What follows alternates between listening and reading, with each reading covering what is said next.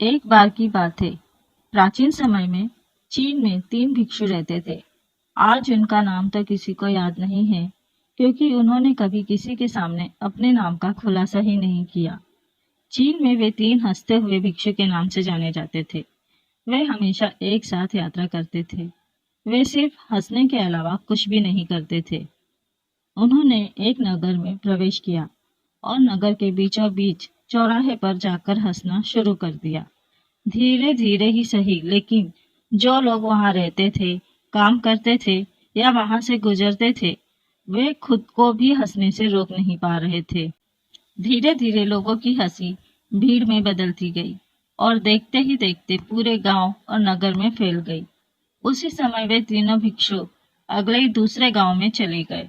उनकी हंसी ही उनकी प्रार्थना और उनकी सीख थी, क्योंकि वे कभी किसी से बात नहीं करते थे। उन्होंने ऐसा माहौल बनाया कि पूरे चीन के लोग उन्हें चाहने लगे।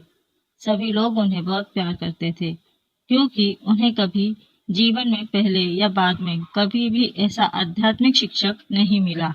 उनका हंसते हुए संवाद ये दिखाता है कि जीवन में केवल हंसने को एक महान अवसर के रूप में लिया जाना चाहिए। ऐसे हंसते थे मानो उन्होंने कोई ब्रह्मांडीय मजाक खोज लिया हो। इस प्रकार वे कई सालों तक यात्रा करते रहे और हंसते रहे और अपनी हंसी से पूरे चीन में खुशियां बिखेरते रहे। चीन के उत्तरी प्रांत के एक गांव में होने के दौरान उनमें से एक की मृत्यु हो गई। लोग सुनकर चौंक गए और दूर दूर से घर खेत को खाली छोड़कर केवल अन्य 2 भिक्षुओं की इस घटना पर प्रतिक्रिया देखने के लिए भागते हुए आए।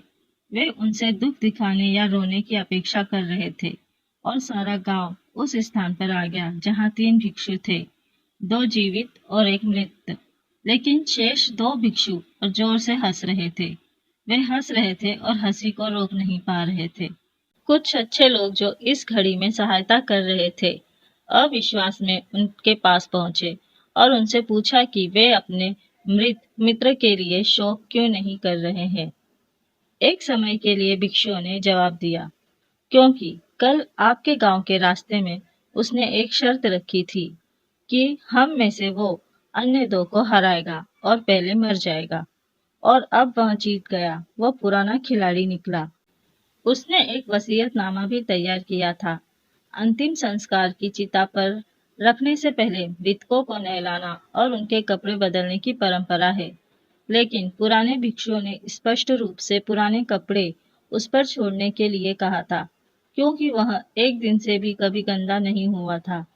मैंने अपनी हंसी के माध्यम से इस दुनिया की किसी भी गंदगी को मुझ तक पहुंचने नहीं दिया, ऐसा उनके वसीयतनामा में कहा गया था।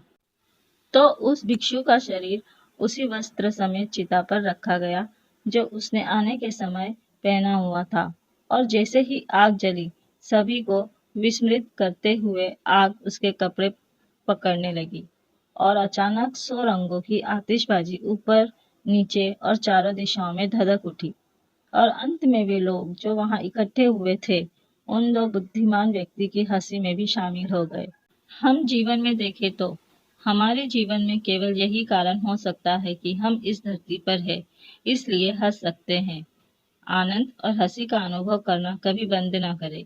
इसलिए अगली बार जब आप किसी समस्या का सामना करें, तो आईने में देखें और समस्या को हंसी से दूर भगाएं, क्योंकि आपका आनंद ही है जो आपको जीवित बनाता है।